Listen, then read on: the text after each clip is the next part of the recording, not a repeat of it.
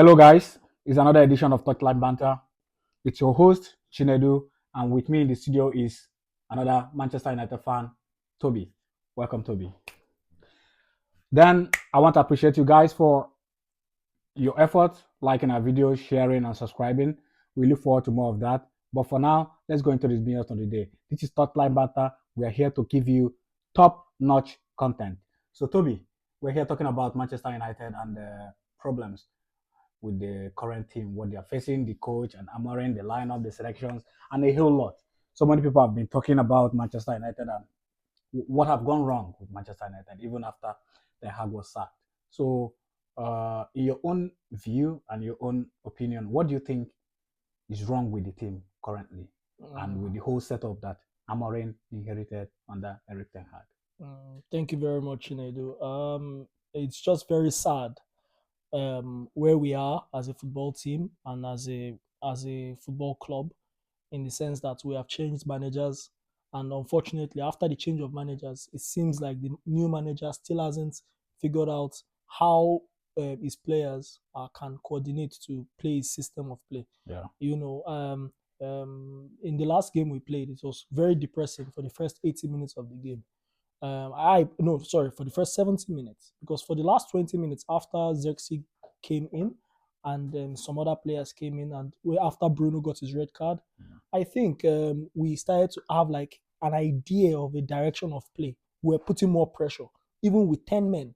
So I think I think that was evidence that Amorim is making the original or starting lineup selection wrong, because he's not putting his best foot forward. He's putting what he thinks is his best foot.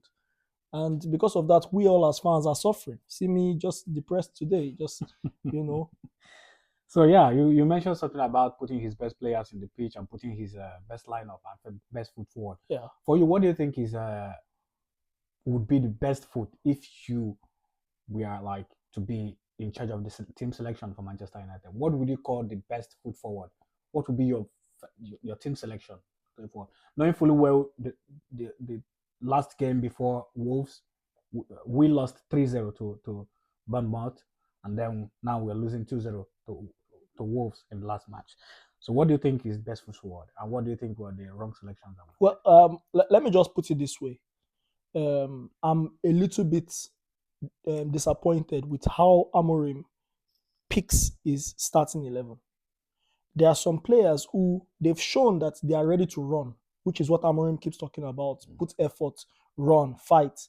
But they are not putting the quality part of the game first. Yeah. Because for you to play in that level of football, you have to have a certain level of quality. Yeah. Running is not enough. We had runners in Manchester United. We had Dan James. We had Louis Lingard. We had Jesse Lingard and co. So right now, we don't need runners. We need ball players, people who understand how to manage the ball and how to move the ball. If you start players like Højlund is a good young player. He has maybe a future, a bright future. But his style of play right now is not helping the team develop. Højlund is very similar to Haaland of Man City. You can't really do much with him in build-up play. All you can do is to feed him ball and pray for the best. Now, in the case of Manchester United right now, we are depending on a small boy to convert chances that don't make sense, when we are not even creating the passing lanes, creating the passage of play, creating the opportunities for the boy to even convert. And it starts from the defensive line.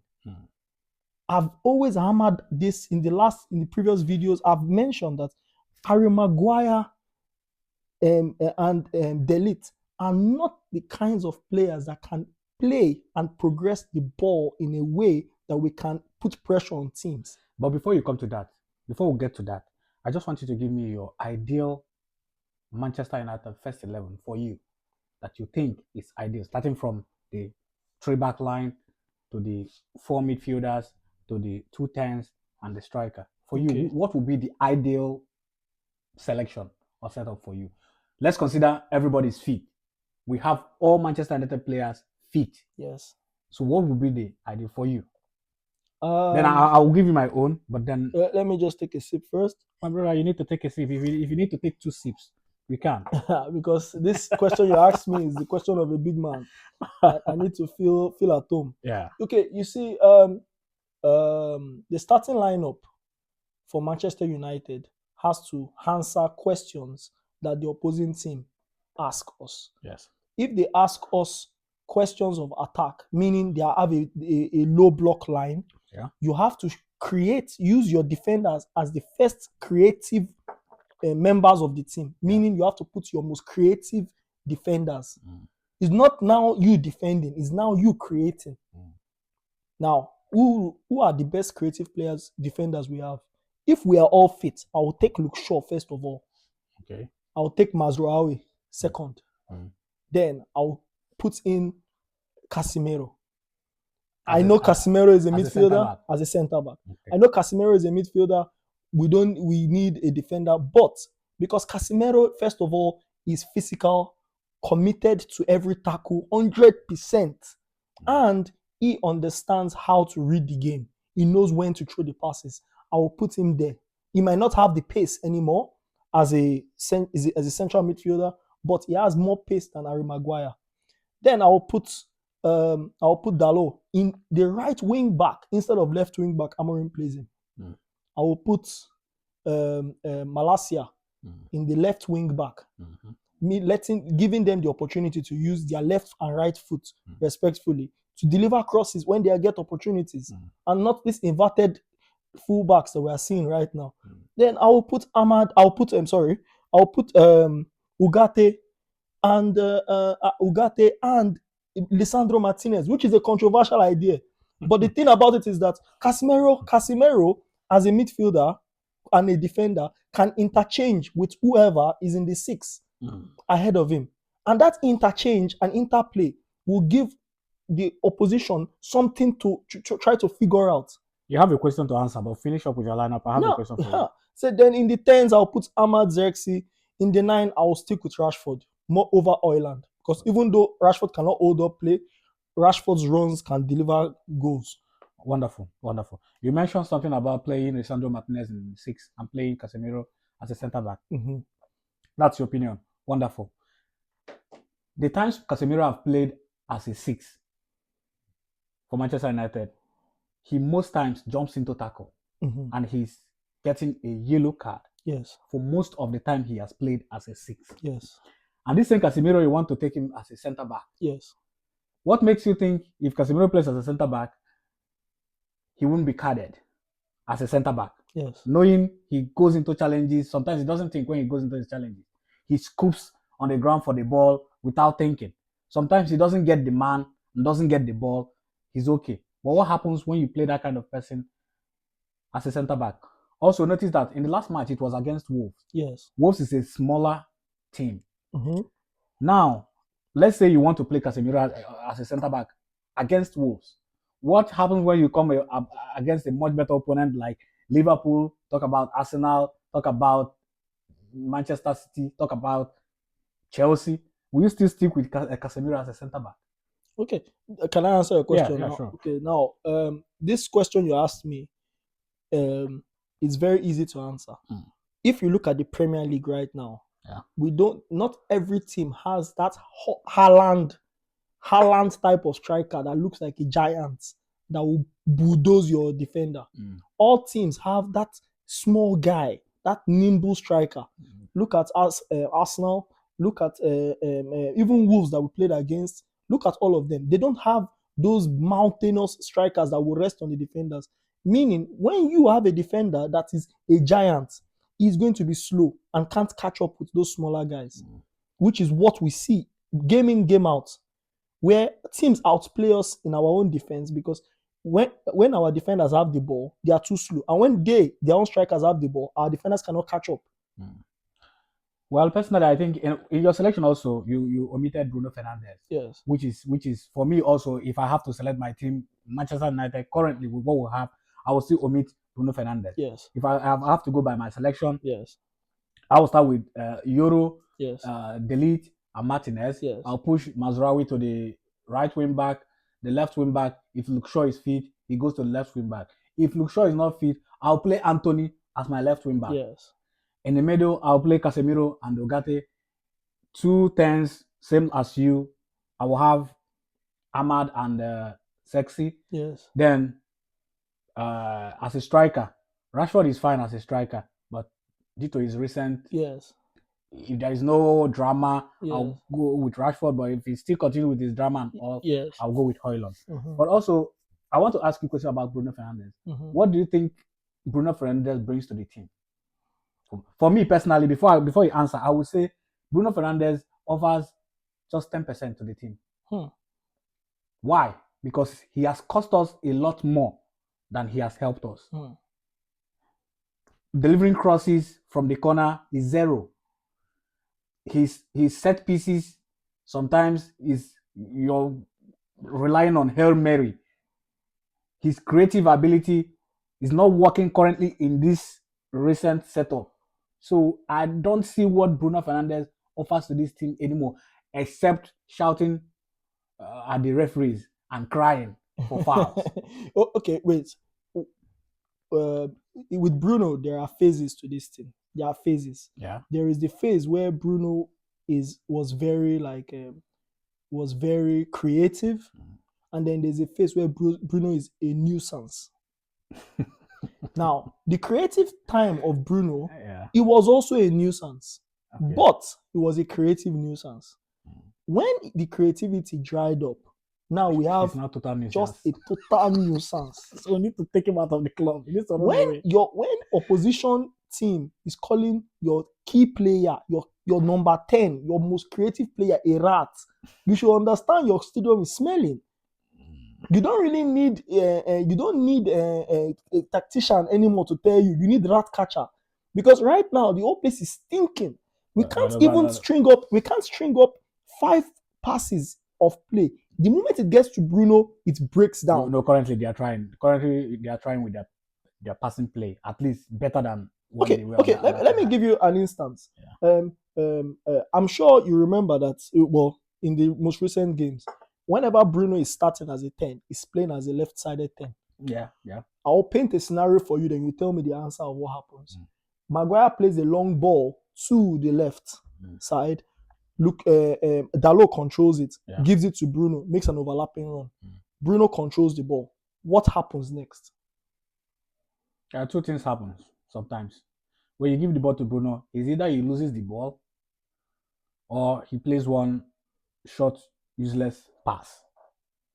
He doesn't meet the next guy. He breaks up the play. So if you count one pass from Maguire to Dalot, 1, Dalot to Bruno, 2, where is the third and fourth pass coming from when you already know Bruno is going to lose the ball? But sometimes it doesn't have to go through Bruno. We'll still have Ahmad and we'll have some people. My brother, Bruno demands. That is the problem that we don't see from outside the television. Bruno, if you watch him, not when the ball, who is with the ball, just watch him off the ball. He's constantly demanding for the ball.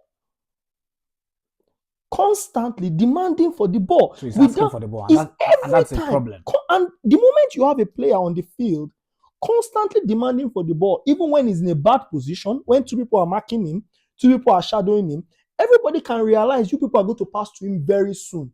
All they have to do is to pretend to mark others and shadow him. The moment he gets the ball, I have played with that kind of player before. I know. I've played with them before. I've coached players like that. and you know who I'm talking about. So yeah. Wait, let me finish my point on Bruno. Yeah. As Bruno is, yes, Bruno. As Bruno is, if Bruno continues the way he plays, he's going to leave Manchester United on a free transfer. Because why? Nobody will see the value he brings to the team. He doesn't throw corners properly. He doesn't play free kicks clearly. He doesn't even cross the ball properly. He doesn't even create enough chances in the game. Yeah. Bruno was one of our best creators in the past years, like 3 seasons ago. Yes. He was one of the best. I don't know what happened to him, but then that's by the way. But then another thing I would want to ask, this transfer window is almost upon us. We have a few days to go to this transfer window. Do you think we are going to make any reasonable signing, considering the kind of owners we have now? They are trying to cut everything in Manchester United. They are cutting the funds. They are cutting the charity. They are cutting even the chef. They're cutting everything. Ratcliffe is not willing to spend money. He's now cutting everything. So I don't. Do you think we are going to this market to get some player? And do you think we can get quality players? Considering this is a January transfer window, and every club want to hold on to their best players, especially people that are up there in their various leagues. Yes. They want to hold on to their best players. Nobody wants to. They would rather let them leave in summer or something. So what do you think is going to happen? How do you see this transfer window? I think Man U fans, Manchester United fans, are looking at this whole Ineos, Jim Ratcliffe thing the wrong way. Yeah. If I have money I want to spend and I want to buy something from you, you know I have money. Yeah. I know I have money. I'm not going to come and meet you and say, bro, I have money to spend. Give me this player. I can't do that. If I do that, you're going to pull my pants down and take all my money. Yeah. What do? I tell you, I don't have the legality to spend as much money as I have because of FFP and all. Yeah. I don't have enough. I don't have enough a budget for the transfer, but I need your player. How can we make a negotiation? That is the position Ineos and Ratcliffe are trying to shape. All this sacking of this one, letting go of these workers, cutting chef, cutting that are all optics, creating an illusion that there is poverty. Because why? When you create that illusion, what happens next? People tend to come and negotiate with you a little bit easier. But if you are creating illusion that, oh, we are flying, you know what happened last week? So wait, let me land. There was something that happened last week when we went to Milano, the Wolves home game. We went to Tottenham by train. We went there by coach? What happens? The thing is that the media is catching it. They're taking pictures. We go to those places by private jets normally. We have an airstrip in Carrington. What happened? They are trying to create this impression that wastage of money is going to has come to an end. And if you don't show the body language, how do people copy it? Man U's revenue has not dropped. It increases every year. Yeah, but then, we are running out of time, so we'll have to be a little bit. Let me come into the transfer. Yeah. So in the transfer window, the strategy Ineos is using is a strategy of trying to show that I don't have too much money to spend and I want to buy. Yeah. So they're going to be very savvy in the window. Are they going to make transfers this window? It depends on how much trust they have in Amorim. If based on this quality of players and the technical director does not believe Amorim knows what he's doing with this crop of players, they will not invest in him. They will rather sack him, give him 4 million, bye-bye, and bring a coach that they trust. They don't care how the outside look at them. So from what you're saying, it depends on the optics. In this, if they trust Amorim enough, yes, to give him, to sign players for him, yes, and all. Okay, and one more thing. I don't know if Manchester United are going to make signings. I wish they will, but in a situation where they don't make signings, or if they do, what do you think we are going to expect coming from January? Because, well, I'm not going to judge Amorim too quick. He came in the middle of a chaos, and he's trying to weather the storm. But he has managed at least 11 games so far. I'm still going to give him time, because it's not easy when you inherit a disjointed team and a disjointed dressing room. It's going to take a lot of work. He knows it before he joined the team. Yeah. So I'm going to still give him a benefit of that doubt. I'm sorry. In this, we're talking about a lot of money here. The club itself is worth over $6 billion. The Amorim salary is worth, I don't know how many million it is. The luxury of time has left the door. Chelsea had a circumstance where they brought in a manager midway into the season and won the Champions League. Bro, that's Di Matteo. No, not Di Matteo. What's his name?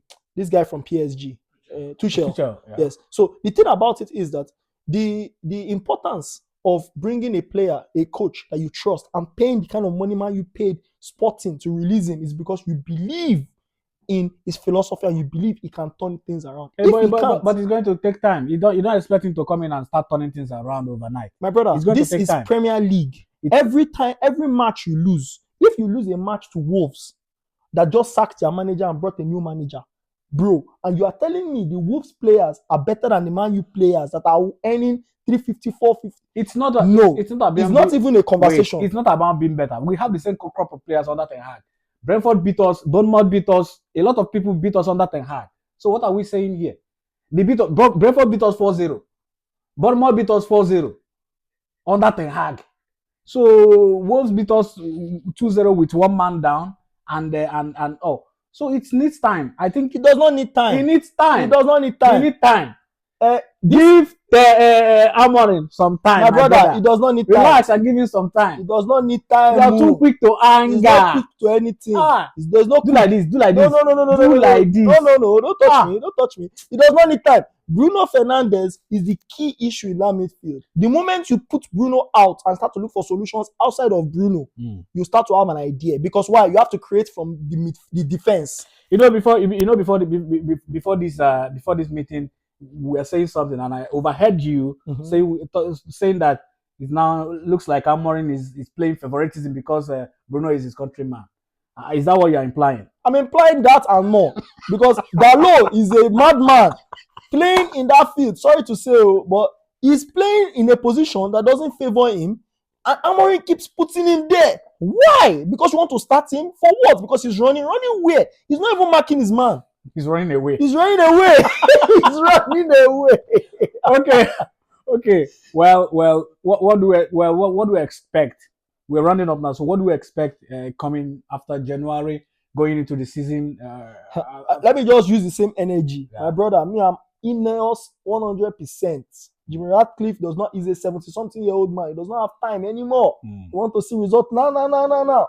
If you cannot deliver, he give you 2 minutes. Get out. Get out of here, man. Shit, you know what I'm saying? he will pursue you. Well, if Amorim cannot deliver, my brother will kick him out. I'm sorry. I mean, Amorim is not my brother. I don't send him from anywhere. No, neither is he my brother. He's not my brother. If he can use this same team, I don't know him from anywhere. If he can use this same team to beat the Man City everybody is beating, and he cannot beat the teams that City are struggling with, but I'm saying, well, we are running up, but then I'm telling you, have a little faith in Amorim. You know, listen. Since Amorim left his team, they have not won a game, and the man that succeeded him has been even been sacked. That means that even we too should be looking at Amorim to sack. Why? Because we too don't have time. He never lost a Sporting can sack somebody before coming to Manchester United from Sporting. He never lost a game.